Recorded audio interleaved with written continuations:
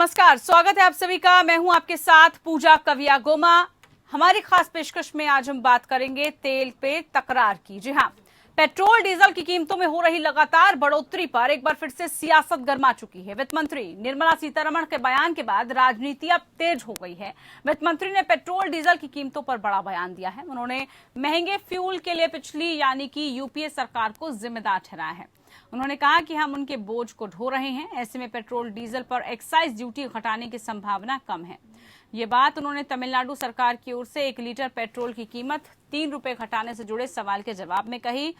वित्त मंत्री ने कहा कि मनमोहन सरकार ने पेट्रोलियम प्रोडक्ट्स के दाम घटाने के लिए 1.44 लाख करोड़ रुपए के ऑयल बॉन्ड जारी किए थे।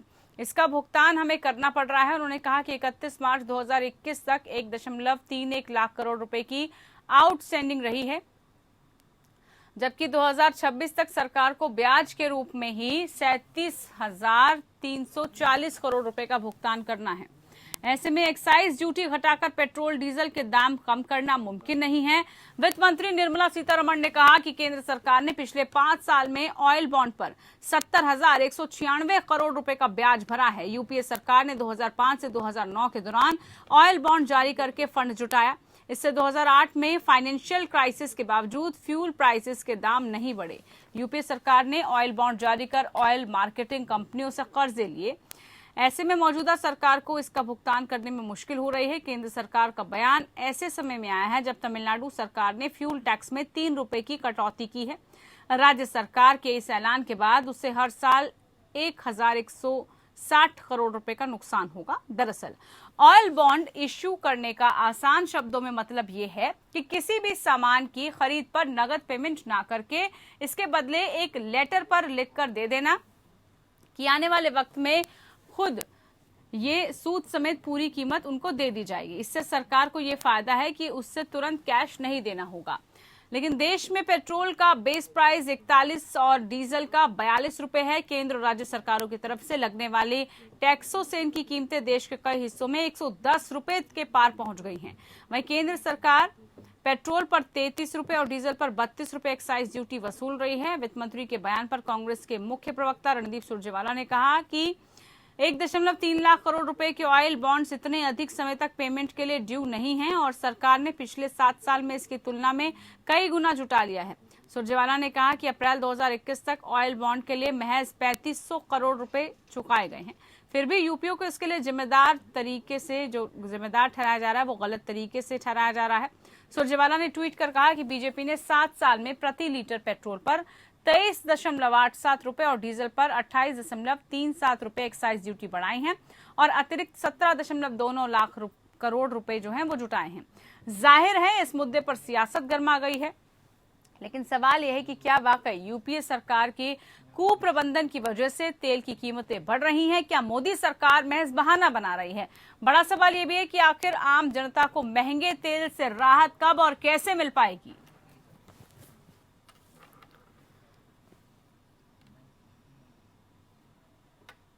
आज इसी को लेकर चर्चा हम करेंगे कि आखिरकार आम जनता को जो परेशानी हो रही है, जो तेल पर तकरार चल रही है, उसका समाधान कब और कैसे हो पाएगा, कैसे ये बोझ कम हो पाएगा। एक्साइज ड्यूटी बढ़ाए जाने को लेकर अब जो मसला है वो और ज्यादा लोगों के लिए मजबूरी बनता जा रहा है। कुछ खास मेहमान हैं हमारे साथ, उनसे हम चर्चा करेंगे इसी मुद्दे पर।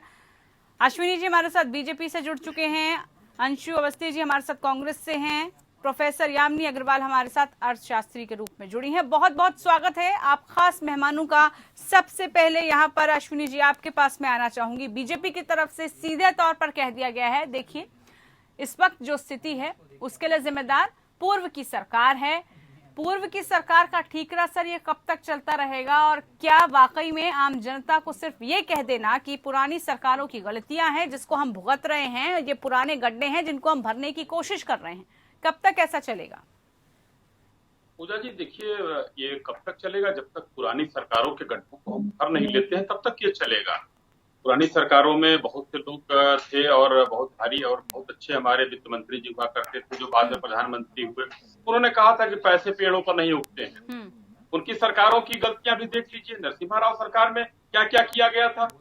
ऑयल बांड के नाम पर जो अभी आपने चर्चा रखा है, ऑयल बांड आखिर में लेने की क्यों जरूरत पड़ी? ऑयल बांड का मतलब आपने जो समझाया उससे इतर मैं समझाना चाहता हूँ जी। कि कर्ज लेकर घी पीना। यानी जी देखिए, आपके यहाँ एक विशेषज्ञ के रूप में बैठी हैं और वो भी समझाएंगी आप, लेकिन मैं बता रहा हूँ कर्ज लेके घी पीना और देश की जनता को सब्सिडी बांटना।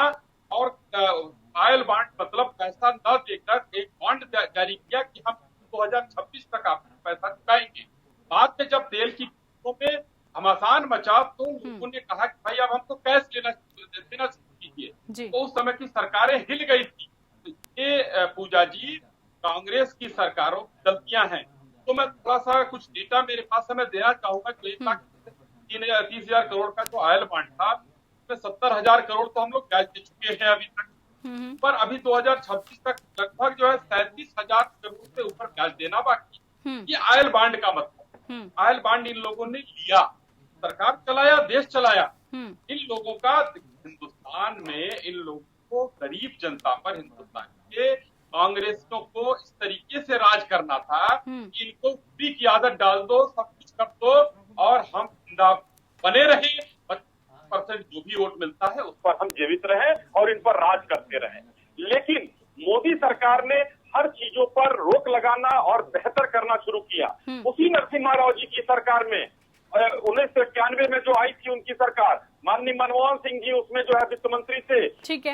विदेशी रिजर्व जीरो था, बड़ा वाला जीरो, और आज हम 500 लाख डॉलर से ऊपर विदेशी रिजर्व में है।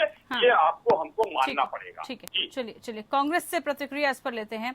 अंशु अवस्थी जी, क्या यूपीए सरकार का ये मिसमैनेजमेंट है, कुप्रबंधन है, जो कि अब आम जनता भुगत रही है, ऐसा जो सरकार कह रही है, उनका यही कहना है। क्या उस वक्त हुआ था, क्या उसका भुगतान आप लोगों ने किया था, क्या उस वक्त आप लोगों ने स्ट्रैटेजी बनाई थी? क्या ये सब चीजें पहले अगर सही होती तो आज आम जनता पर इतना भार रखना पड़ता या आम जनता फ्री रहती इस वक्त? देखिए, बहुत सारी बातें भाजपा के साथी ने बताई। देश की जनता बहुत सीधे शब्दों में समझती और तुलना भी करती। कांग्रेस की जब सरकार थी, अंतरराष्ट्रीय मार्केट में कच्चे तेल की कीमत $103 से लेकर $125 बैरल एवरेज रही और हमने देश के लोगों को पेट्रोल बेचा 66 रुपए से लेकर 70 रुपए तक और डीजल बेचा हमने 48 रुपए से लेकर 56 रुपए तक। आज जो भारतीय जनता पार्टी की पिछले 7 साल से सरकार है, अंतरराष्ट्रीय मार्केट की कच्चे तेल की कीमत एवरेज $70 प्रति बैरल, लेकिन देश के लोग पेट्रोल किस दाम में खरीद रहे हैं? 100 रुपए में। डीजल किस दाम में खरीद रहे हैं? 90 रुपए में, 88 रुपए में, 92 रुपए में। तो सवाल ये है कि एक्साइज ड्यूटी जो 350 गुना ज्यादा आपने बढ़ा दी डीजल पर, पेट्रोल पर भी, आपको ये अंदाजा नहीं है कि आप क्या कर रहे हैं? देश के लोगों से आप पैसा लूट कर ये क्यों आपके उद्योगपतियों को दे रहे हैं? आप बांड और इन चीजों में लोगों को उलझाकर गुमराह नहीं कर सकते। आप राजनीतिक दल हैं, जहां पर आप चीजों को लूट रहे हैं, उद्योगपतियों को 8.5 लाख करोड़ रुपया कर्जा माफ कर रहे हैं, वहां पर आप पिछली सरकार का दोषारोपण कर देते और आप ये नहीं बताते कि पिछले सरकार की जो नीतियां थी उनमें तो लोगों को डीजल और पेट्रोल जो है 56 रुपए और 70 रुपए में मिल रहा था। देश की अर्थव्यवस्था दहाई में थी। आपकी सरकार आने के बाद जो देश की अर्थव्यवस्था है उसका बंटाधार हो गया। आपने डीजल और पेट्रोल लगातार दाम बढ़ाकर लोगों का तेल निकाल दिया। तो अंशु जी, यानी कि जो कहा जा रहा है बीजेपी की तरफ से, जो कहा जा रहा है 22 लाख करोड़ से ज्यादा जो आपने पैसा लूटा है, उस पैसे का हिसाब किताब दीजिए। अकेले पेट्रोल और डीजल पे जो टैक्स लगाकर सरकार को आय हुई है राजस्व में, वो 22 लाख करोड़ है। उसका हिसाब किताब दीजिए जनता को। ठीक है। तो लोगों को गुमराह करना बंद करिए कि पिछली सरकारों का दोष है। 7 साल हो गए, हमने तो कहा था नोटबंदी मत करिए, पूरे देश की अर्थव्यवस्था चौपट हो जाएगी, आप नहीं माने। हमने कहा था ये जीएसटी इस तरीके से अनियंत्रित तरीके से मत लगाइए। ठीक है, आपका ये कहना है कि जो आरोप लगाए जा रहे हैं उन आरोपों में कोई दम नहीं है, कोई सच्चाई नहीं है। आप इसी से समझ लीजिए, हमने देश के महान अर्थशास्त्री डॉक्टर मनमोहन सिंह जी को देश का प्रधानमंत्री बनाया, महान अर्थशास्त्री पी चिदम्बरम को हमने वित्त मंत्री बनाया, और इन्होंने किसको बनाया? एक जो हिस्ट्री की जो है एजुकेटेड लेडी है निर्मला सीतारमण जी, उनको आप वित्त मंत्री बनाते। अरे आपके पास योग्य लोग नहीं है, सिर्फ आप झूठ बोलते हैं। आपके पास सिर्फ एक योग्यता है, सिर्फ झूठ बोलना। देश के लोगों को ये महंगा तेल बेचना बंद करिए। आप ईमानदारी से आप बताइए, आपने कहा था देश में जीएसटी आ जाएगी तो सारी चीजें सस्ती हो जाएंगी। विश्व में सबसे महंगी जीएसटी भारत की है, दूसरे नंबर पर। आपने तेल में जीएसटी क्यों नहीं लगाई? अगर आज आप जीएसटी लगा दें तो कम से कम 30 से 35 रुपए कम हो सकते हैं। सरकार की नीयत जनता की विरोधी है, देश के लोगों के विरोध में है। ये सिर्फ और सिर्फ उद्योगपतियों के लिए काम करना चाहते हैं और कोई इनके पास जवाब नहीं है। चलिए अब जरा समझ लेते हैं अर्थशास्त्री के दृष्टिकोण से। यामिनी जी हैं हमारे साथ। यामिनी जी, ये कह देना कि पिछली सरकार की देन है जिसका भुगतान हमें करना पड़ रहा है, क्योंकि पिछली सरकार की वजह से ही जो उन्होंने कर्ज लिया था उसको हमें भुगतना पड़ रहा है, वो हमें देना पड़ रहा है। कैसे समझे? आम जनता की नजर से आम जनता को राहत देने वाली कोई खबर क्यों नहीं मिल पा रही है? आखिरकार वो कौन सी वजह है असल में जिसकी वजह से आज पेट्रोल और डीजल की कीमतें इस कदर आसमान छू रही हैं?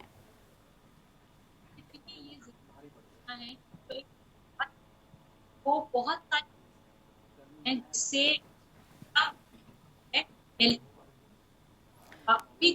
यामिनी जी, आपकी आवाज स्पष्ट नहीं हो पा रही है, फिर से मैं आपके पास जुड़ूंगी। हेलो जी। हाँ जी, ये जरूरी है समझना कि जो भी सरकार राजस्व कलेक्ट करती है उसका फायदा वो अपने वेलफेयर स्कीम्स के द्वारा लोगों तक पहुंचाने की कोशिश करती है।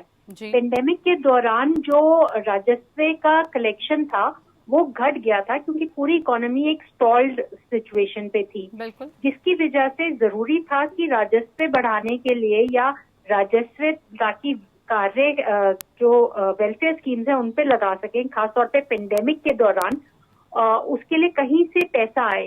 तो ऑयल और पेट्रोल का एक माध्यम दिया गया, क्योंकि जो लोग ऑयल और पेट्रोल यूज करते हैं वो एक अच्छे वर्क को बिलोंग करते हैं और वो पैसा पे कर सकते हैं, तो उनसे राजस्व कलेक्ट किया गया और पेंडेमिक के दौरान जो फिस्कल डेफिसिट था उसे घटाने की कोशिश की गई।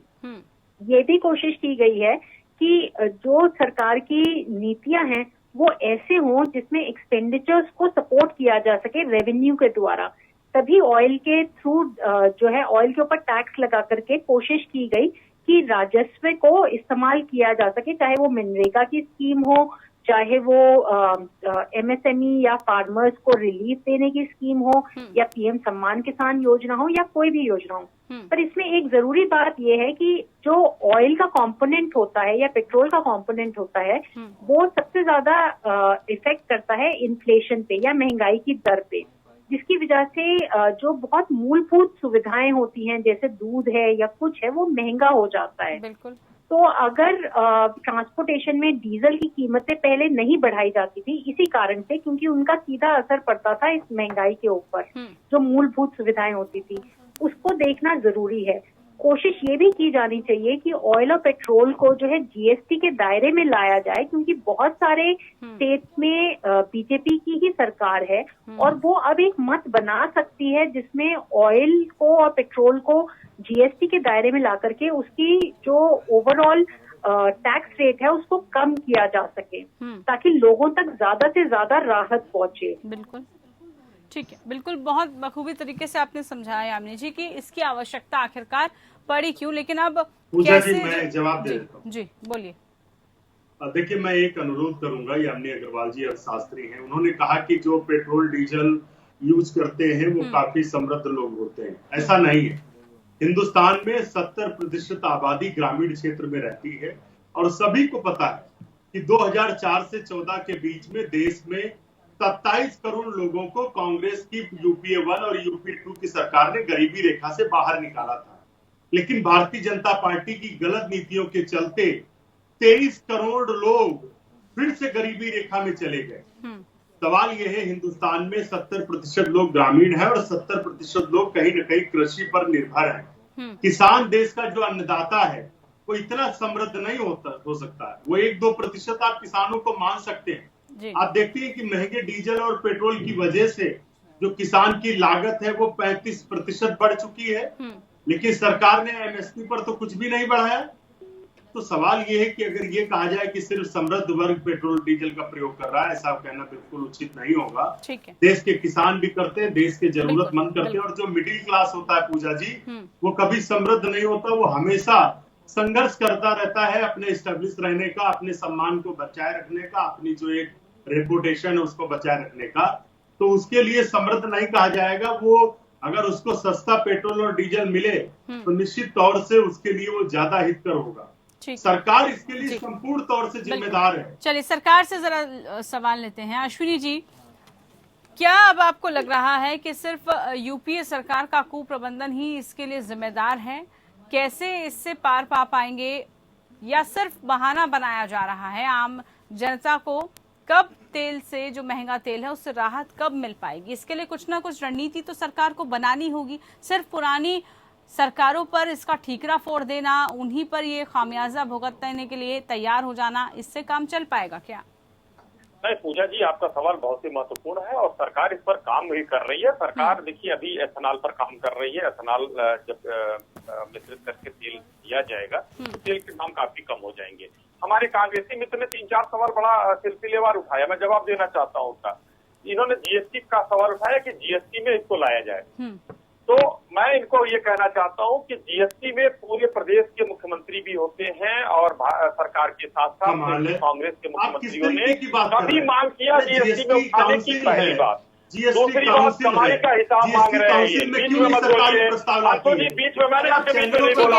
एक बार बात कंप्लीट मैंने आपके बीच में नहीं बोला है तो जीएसटी में लेकर आइए। अंशु जी, आप जो है बीच में मत बोलिए, बीच वाले ही रह जाएंगे आप लोग। अंशु जी, शांत रहिए कृपया, निवेदन है आपसे। अंशु जी एक एक करके सर, ऐसे डिस्कशन नहीं हो पाएगा। एक एक करके सुबह दिया आप लोगों ने, सुनिए मेरा जवाब सुनिए। सर एक मिनट अंशु जी, जवाब पूरा कंप्लीट कर लीजिए। आपने कुछ सवाल उठाए हैं, बोलिए बोलिए अश्विनी जी बोलिए।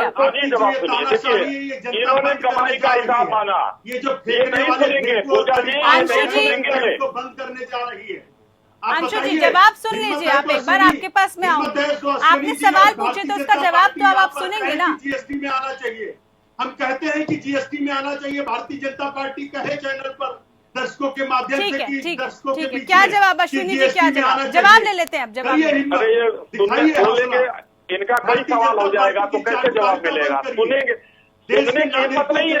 ये राहुल गांधी और प्रियंका गांधी जिस तरीके से प्रवक्ता लोग आके बोलते हैं, जनता अरे सुनिए भाई, अरे सुनिए सर, मुद्दे पर आइए। आप जनता को भटकाने की कोशिश मत कीजिए। सीधा सा सवाल ये है, महंगे तेल से राहत कब मिल पाएगी लोगों को? सुनिए, आपके अर्थशास्त्री ने जो किया है उसका जरा सुन लीजिए भाई। मैं फोन करता हूँ। अंशु जी एक मिनट सुनिए, देखिए चिल्लाने से काम नहीं चलेगा। देखिए मैं आप दोनों, ये हिस्ट्री की जो वित्त मंत्री है उनसे कहो कि डीजल पेट्रोल पे तरीके से ये लोग करेंगे तो डिबेट कैसे होगा जब जवाब ही नहीं सुनेंगे ये लोग? जवाब नहीं सुनेंगे वाले गैंग यहाँ पर झूठ बोलो। अंशु जी करके रखी है कांग्रेस ने 50 सालों में, और आज ये जवाब नहीं सुनेंगे। सुन लीजिए, अब मैं इनके सवाल का जवाब दे रहा हूँ तो ये नहीं सुनेंगे। अंशु जी अब जवाब तो सुनना पड़ेगा ना। गांधी पे मत जाना, इनकी आवाज थोड़ा सा मैं कहूँगा पूजा जी निवेदन है कि अगर हमारा जवाब सुनना तो इनकी आवाज को थोड़ा धीमा करिए। जनता पर अंशु जी आप सुनेंगे जवाब तभी आगे हम बढ़ पाएंगे। फेकू गैंग को बता दीजिए कि राहुल गांधी मत करे, तेल पर कीमत आप बढ़ाइए। मैं आप दोनों से ही सवाल नहीं ले रही, मैं अर्थशास्त्री से समझने की, और कैसे आप इस पे हम पार लगा पाएंगे उनसे समझ लेते हैं। यामिनी जी आप बताइए यामिनी जी, क्या इसके लिए किया जा सकता है आगे? सरकार सिर्फ आरोप प्रत्यारोप लगा देती है एक दूसरे पर, जनता का लेकिन सिर्फ नुकसान। जी देखिए, कोविड की वजह से जो स्थिति रही है उसकी वजह से जो फिस्कल डेफिसिट था वो 9.5 रहा है और इस साल 6.8% रहेगा। इसकी वजह से जो हेलो सर आप सुनने नहीं दे रहे। शर्म करो फेकू गैंग के लोगों, शर्म करो तड़ीपार गैंग के लोगों। कोई डिस्कशन नहीं, कोई इसका निष्कर्ष, कोई कंक्लूजन नहीं निकल पाएगा। इस तरीके के डिबेट करने का सर कोई फायदा नहीं है। मुद्दे की आप बात कीजिए, घुमाने की कोशिश जनता को मत कीजिए। आवाम सिर्फ ये समझना चाहती है कि उसकी जो समस्या है उसका समाधान कैसे होगा। बहरहाल वक्त नहीं है, वक्त इजाजत नहीं दे रहा है मुझे कि आप लोगों से मैं और चर्चा करूं। बहुत शुक्रिया आप सभी खास मेहमानों का तो महंगे तेल से राहत कब और कैसे मिलेगी, इसको लेकर जनता टकटकी लगाए बैठी है। सिर्फ उम्मीद की जा सकती है कि आने वाले वक्त में कुछ राहत मिले, लेकिन ऐसे अगर सरकारें एक दूसरे पर एलिगेशन लगाकर अपना बचाव करती रही तो यकीनन जनता के अच्छे दिन आना बहुत मुश्किल लग रहा है। फिलहाल के लिए इतना ही। नमस्कार।